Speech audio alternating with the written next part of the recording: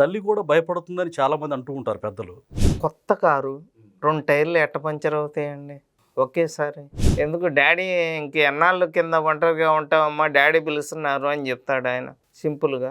ఎందుకంటే 29 ఎలక్షన్లు వస్తున్నాయి, మళ్ళీ గొడ్డలకి టైం వచ్చింది, వాళ్ళు ఇంటికి రారు. ఫోటో ప్రతి ఇంట్లో కూడా నేను చచ్చిపోయిన తర్వాత నా ఫోటో ప్రతి ఇంట్లో ఉండాలి. నువ్వు చావటమే ఆలస్యం, ఫోటో పెట్టడానికి మేము రెడీగా ఉన్నాం.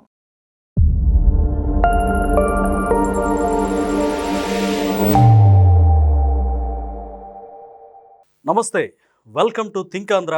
నేను మీ మాణిక్. వైఎస్ జగన్మోహన్ రెడ్డి గారు మరి నెల్లూరు వెళ్ళి జోసెఫ్ రావణ్ని పరామర్శించడానికి ప్లాన్ చేస్తున్నారా? ఇప్పటికే కార్యకర్తలకి సమాచారం అందిందా? నిజంగా గతంలో మనం చూసుకున్నాం రౌడీ షీటర్స్ని తెనాల్లో, అలాగే సంఘ విద్రోహ శక్తులుగా ఉన్న వ్యక్తుల్ని, ప్రకృతి వనరుల్ని దోచుకున్నటువంటి తన పార్టీ నేతలను కూడా ఆయన పరామర్శించినటువంటి దాఖలాలు మనం చూసాం. అయితే తాజాగా రావణ్ని కలవడానికి ఆయన అంటే హిందువుల మనోభావాలను దెబ్బతీసి మరి అశ్లీల వీడియోలు కూడా ఆయన ఫోన్ డేటాలో వచ్చినటువంటి నేపథ్యంలో ఆయన్ని పరామర్శిస్తే నిజంగా అది చాలా బర్నింగ్ ఇష్యూగా పరిణమించే అవకాశం ఉంది. మరి నిజంగానే ఆయన రేపు బచ్చలకూరి జోసెఫ్ అలియాస్ రావణ్ని కలిసే అవకాశం ఉందా లేదా? ఇదే విషయం మనతో డిస్కస్ చేయడానికి కామన్ మ్యాన్ కిరణ్ గారు ఉన్నారు. కిరణ్ గారు నమస్తే. నమస్తే. జోసెఫ్ గురించి మనకు తెలిసిందే, వారం రోజులుగా ఆయన జైలుకి వెళ్ళాడు. మరి చాలా అగ్రెసివ్గా డిప్యూటీ సీఎం గారిని మాట్లాడడం కావచ్చు, మరి చాలామంది ముఖ్య నేతల్ని ఆయన బూతులు మాట్లాడాడు. ఒక్క నేతలనే కాదండి, హిందువుల దేవుళ్ళని కూడా ఇష్టం వచ్చినట్టు మాట్లాడు. హిందూ దేవీ దేవతలను కూడా ఈడి ఇట్లా మాట్లాడుతుంటే ఈడికి సపోర్ట్ ప్రకాష్ రాజ్ గారు. రైట్. అంటే ఆయన కలిసే అవకాశం ఉందా జగన్మోహన్ రెడ్డి? మరి వాళ్ళ బ్యాచేగా మొత్తం మర్డర్లు, మానభంగాలు, రేపులు, న్యూడ్ వీడియోలు చేసే వాళ్ళంతా వాళ్ళ బ్యాచే కదా. అసెంబ్లీకి వచ్చి ప్రజల గురించి, ప్రజల కష్టాల గురించి మాట్లాడడానికి అక్కడ మాటలు లేవు. కానీ అక్కడ విజయవాడలో సాయి కృష్ణ అనే ఆడపిల్లని రేప్ చేసి గంజాయి కేసులుగా దాదాపుగా 25 ఏళ్ల వ్యక్తి, 23 కేసులు ఉన్న వ్యక్తిని ఆయన గురించి మాట్లాడడం. రీసెంట్గా ఇప్పుడు ఇతన్ని జోసెఫ్ని కలవటానికి కనుక వచ్చాడు అంటే తన గొయ్యి ఇంకాస్త ఎక్కువగా తీసుకున్నాడని అర్థం. ఇప్పటికే తీసుకున్నాడు మావిగన్ అనే మాట చెప్పి, ఇంకా జోసెఫ్ని కలిశాడు అంటే ఆయన ఫోటో చెప్పాడు కదా, నా ఫోటో ప్రతి ఇంట్లో ఉండాలి, నేను రెడీ చేసుకుంటా ఏమంటే. అంటే ఏంటి దాని అర్థం ఏంటి? ఫోటో ప్రతి ఇంట్లో కూడా నేను చచ్చిపోయిన తర్వాత నా ఫోటో ప్రతి ఇంట్లో ఉండాలి, నువ్వు చావటమే ఆలస్యం, ఫోటో పెట్టడానికి మేము రెడీగా ఉన్నాం. జగన్మోహన్ రెడ్డి గారు వైజాగ్లో నేను కాపురం ఉంటాను, డెఫినెట్గా వైజాగ్ మరొక రాజధాని అవుతుంది 3 రాజధానుల్లో గతంలో అని చెప్పి మాట్లాడారు. అయితే తాజాగా ఆయన మావిగన్ స్లోగన్ అందుకున్న తర్వాత ఒక జర్నలిస్ట్ అడిగారు, సార్ మరి వైజాగ్ కదా కంచికేన్ అన్నట్టుగా వైజాగ్ పరిస్థితి ఏంటి అని అంటే దాట వేసి పట్టించుకోవాలి అడిగాడు. నేను అక్కడ ఉన్నట్టయితే నీ కాపురం వైజాగ్లో ఉందా లేదని అడిగేవాడిని.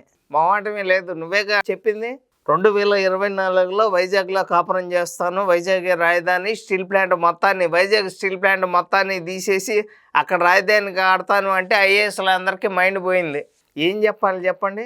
దొనకొండ, వైజాగ్, కర్నూలు, అమరావతి, విజయవాడ, మచిలీపట్నం. మచిలీపట్నంలో బీచ్ ఉంది అంటావు, వైజాగ్లో లేదా బీచ్?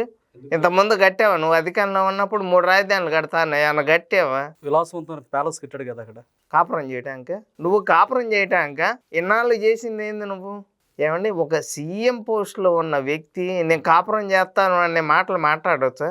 కాపురం అంటే అది భూతం కాదండి, ఎందుకంటే నివాసం ఉండడానికి కాపురం అని కూడా అంటారు. మీరు కాపురం అంటే ఏదో అనుకుంటున్నట్టున్నారు. మీకు అర్థం కావట్లా.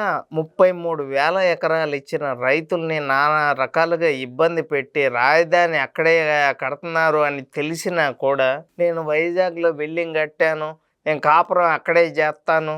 నువ్వు కాపురం చేయడానికి రాజధాని వైజాగ్లో పెట్టాలా? మరి సజ్జలగాడేమో దొనకొండలో అటవీ భూమి 50,000 ఎకరాలు ఉంది, ఇంకో 50,000 ఎకరాలు కలిపి 1,00,000 ఎకరాల్లో కడతాను అంటాడు. అసలు రాజధానికి 33,000 ఎకరాలు దేనికి? 400 ఎకరాలు చాలన్నాడు. నువ్వు ఒక మాట మీద ఉండవా? ఒకరోజు మావిగన్ అంటావు, ఒకరోజు విజయవాడ అంటావు, బెంగళూరు వెళ్ళిపోతావు, సజ్జలగాడు వస్తాడు, దొనకొండ అంటాడు. అసలు మీడియా వాళ్ళకి ఒక క్వశ్చన్ అడగటానికి కూడా టైం ఇవ్వకుండా లెగవటం, జేబులో పెన్ను పెట్టుకోవటం, వెళ్ళిపోవటం. అంటే దానికి ఆన్సర్ చేయలేకనా ఆయన అట్లా లేచి వెళ్ళిపోవడం? అతనికి ఏం చేత అయిందో ఒకటి చెప్పండి. నీకు 5 ఏళ్ళు అధికారం ఇచ్చిన తర్వాత ఆయన చేసిన అభివృద్ధి ఒక్కటి చెప్పండి. నేను బొచ్చ తెచ్చాను, రాగండి తెచ్చాను, కొరమండిని తెచ్చాను, పులివెందులకి తెచ్చింది ఇయ్యా నువ్వు అంటే సంక్షేమ పథకాలు ఇచ్చారని చెప్పేసి ఆయన చెప్పాడు. ఏం చేసావు? రాష్ట్రాన్ని దోచుకొని పథకాలు ఇచ్చాను, అమ్మకు అమ్మఒడి అని చెప్పి తాలిబొట్లు మొత్తం తెంచావా తెంచలేదు? ఇప్పుడు షర్మిల గారు కూడా ఈరోజు ఆయన వాళ్ళ తండ్రి గారి జయంతి, మరి చెల్లెలతో కూడా మరి కాంప్రమైజ్ అయ్యాడు అనేటువంటి వార్తలు వచ్చాయి. కానీ ఏ విషయంలో కాంప్రమైజ్ అయ్యాడు? అంటే అంతకుముందు వాళ్ళకి మాటలు లేవు కదా, ఇద్దరు కలిసిపోతారు, సెటిల్మెంట్ ఎవరో పెద్దలుండి సెటిల్మెంట్ చేశారు, అన్నా చెల్లెల మధ్య సయోధ్య కుదిరింది అనేటువంటి వార్తలు కూడా ఊహాగానాలు అందుకున్నాయి. మాకు నమ్మకం లేదు దొర. ఎందుకంటే 29 ఎలక్షన్లు వస్తున్నాయి, మళ్ళీ గొడ్డలకి టైం వచ్చింది, వాళ్ళు ఇంటికి రారు. అంటే భయం అంటావా? అంటే బాబాయ్ పరిస్థితి చూసిన తర్వాత భయపడుతున్నారంటావా ఆ కుటుంబ సభ్యులు, తల్లి కానీ? ఏమండి, బాబాయిని చంపి గొడ్డలి బాబు గారి చేతిలో పెట్టినా కూడా ఇంత బయటికి ఆ కేసు తేళ్ళ. ఇంకా మళ్ళీ 29లో తల్లి చెల్లి దయచేసి షర్మిల గారికి విజయమ్మ గారికి మీరు గనక నమ్మి ఇంటికి వెళ్తే ఇంక అయిపోయినట్టే. ఎందుకు డాడీ ఇంక ఎన్నాళ్ళు కింద ఒంటరిగా ఉంటామమ్మా, డాడీ పిలుస్తున్నారు అని చెప్తాడు ఆయన సింపుల్గా. ఒంటరిగా ఎందుకు కింద? అంటే మానవత్వం అనేది ఆయనకి ఏ క్వశ్చన్ లేదంటావు? నిజంగా ఉంటే తల్లి చెల్లి ఎందుకు బయట ఉంటారు చెప్పండి? అంటే తల్లి కూడా భయపడుతుందని చాలా మంది అంటూ ఉంటారు పెద్దలు. కొత్త కారు 2 టైర్లు ఎట్ట పంచర్ అవుతాయండి ఒకేసారి? అంటే ఆ కారు ప్రమాదం విషయంలో కూడా వ్యక్తుల ప్రమేయం ఉందంటారు మీరు? ఖచ్చితంగా ఉంది. 24 ఎలక్షన్లకి ఆమె ఫారెన్ ఎందుకు వెళ్ళింది చెప్పండి? జగన్మోహన్ రెడ్డి ఇంటికి ఎందుకు రాలే? నిజంగా వచ్చినట్టయితే గొడ్డలే వాళ్ళ చేతిలో ఉండేది, చంపినాక ఆ గొడ్డలు బాబు గారి చేతిలో పెట్టేవాడు. ఇయే కదా ఆయన చేసేది. అంటే శవాలు లేకుండా ఆయన రాజకీయం చేయడంటారు. అమ్మ వాస్తవం. శవ రాజకీయాలు, కులాల మధ్య మతాల మధ్య గొడవలు పెట్టడం, ఇయేగా ఆయన చేసేది. నెక్స్ట్ మరి ఆంధ్ర ప్రజల తీర్పు ఏ విధంగా ఉండబోతుంది? జగన్మోహన్ రెడ్డి మావిగని పరిస్థితి అంటే ఇప్పుడు దాకా ఏంటంటే పంట చేతికి వచ్చే టయానికి బాబు గారు పక్క వెళ్ళిపోవటం జరిగింది. ఇప్పటిదాకా ఆయన అభివృద్ధి చేసుకుంటారాటం, ఇంకా వేరే పార్టీ చేతుల్లో రాష్ట్రాన్ని అప్పచెప్పడం జరిగింది. ఈసారి ఆ అవకాశాన్ని ప్రజలైతే ఇవ్వదలుచుకోలేదు. కిరణ్ గారు, ఇంకొక ముఖ్యమైన పాయింట్ ప్రజల్లో ఎక్కువ చర్చ జరిగే అంశం ఏంటంటే సీమరాజా గారు కావచ్చు, సీమరాజా కావచ్చు, ఆర్పి కావచ్చు, మీరు కావచ్చు, మా పార్టీ వస్తే మిమ్మల్ని వేసేస్తాం, తోసేస్తాం, అంటే అసలు ఈ భూమి మీద ఉండనీయం అని చెప్పేసి వాళ్ళు కార్యకర్తలు కారాలు మిరియాలు నూరుతున్న పరిస్థితి. 88 సీట్లు దాడితే మమ్మల్ని చంపుతాం అని చెప్పి సోషల్ మీడియాలో వైరల్ చేస్తున్నారు. మా వస్తని మిగతా వాళ్ళు ఏంటంటే రావట్లేదు అంటున్నారు. మిగతా సార్ మమ్మల్ని చంపుతారు, మా ఆస్తులు దోచుకుంటారు, రాష్ట్రాన్ని నాశనం చేస్తారు. ఆయన మమ్మల్ని ఒక్కళ్ళే కాదు, పోలీసులు బట్టలోడ తీసి సప్త సముద్రాల అవతలన్నా తీసుకొని వస్తాను, రిటైర్ అయినా తీసుకొస్తాను, ఏ ఒక్కరిని వదిలిపెట్టను అని చెప్పి డైరెక్ట్ చెప్తున్నాడు. రప్ప గంగమ్మ జాతర అని చెప్పి వాళ్ళు తండ్రి మీద కేసు పెట్టిన వ్యక్తి, అసలు బాబాయిని చంపిన వ్యక్తి, తండ్రి మీద అక్రమాస్తుల కేసు తండ్రి మీద పెట్టాడండి కేసు.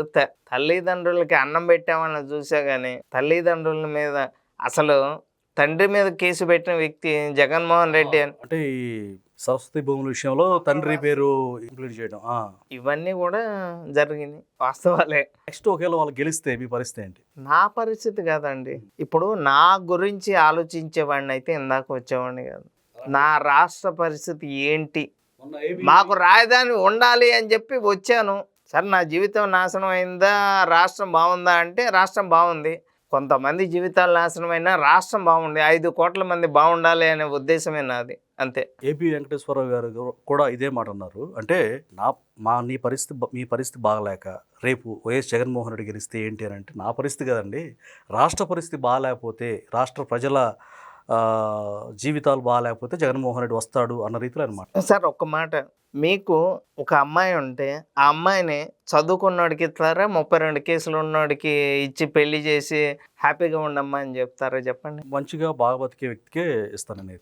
మరి అలాంటిది 32 కేసులు ఉండి చంపుతా నరుకుతా అన్న వ్యక్తికి మేము ఓటేస్తాం, రాజధాని నాశనం చేస్తాం, మావిగాని తీసుకొస్తాం అంటే అక్కడ ఎవరు ఓటేస్తారు చెప్పండి? ఆ గత 5 ఏళ్ల పాలన చూశారు కదా, అతని పాలన ఎంత బ్రహ్మాండంగా ఉందో చూశారు కదా. రాష్ట్ర చెత్త పన్ను వేశాడు, ప్రజావేదిక పడేశాడు, ప్రాజెక్టులు కూల్చాడు, గంజాయి తీసుకొచ్చాడు. ఇప్పటికీ కూడా రాష్ట్రంలో గంజాయి విచ్చలవిడిగా సాగుతుంది. మీకు ఆ విషయం తెలుసో తెలీదు? అంటే అప్పటి పరంపర ఇప్పటికి కూడా ఇంకా ప్రక్షాళన అవ్వలేదంట. అది. Thank you. Thank you.